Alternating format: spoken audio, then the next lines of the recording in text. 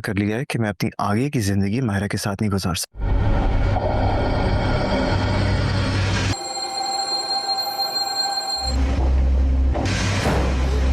मुझसे शादी करेंगे?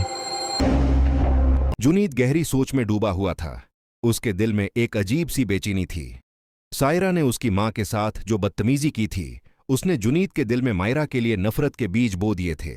वो दिल ही दिल में फैसला कर चुका था कि वो मायरा के साथ अपनी बाकी जिंदगी नहीं गुजार सकता। इसी कशमुकश में जुनीद ने जहां आरा को अपने कमरे में बुलाया, उसकी आवाज में अजीब सा लर्जिश था। जहां जी, मैंने एक फैसला कर लिया है। मैं मायरा को छोड़ना चाहता हूं। क्या आप मुझसे शादी करेंगी? जहां आरा ये सुनकर हैरान रह गई। उसकी आंखों में गुस्सा और खुददारी एक साथ झलकने लगे।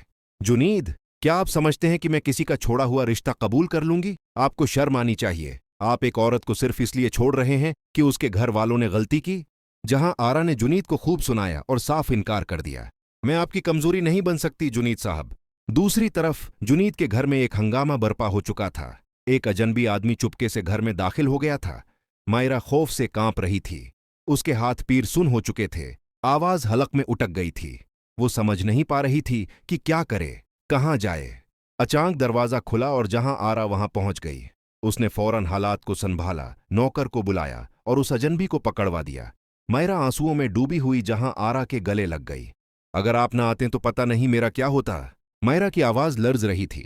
जहां आरा ने नरमी से कहा, डरने की जरूरत नहीं मायरा, मैं तुम्हारे साथ हूं।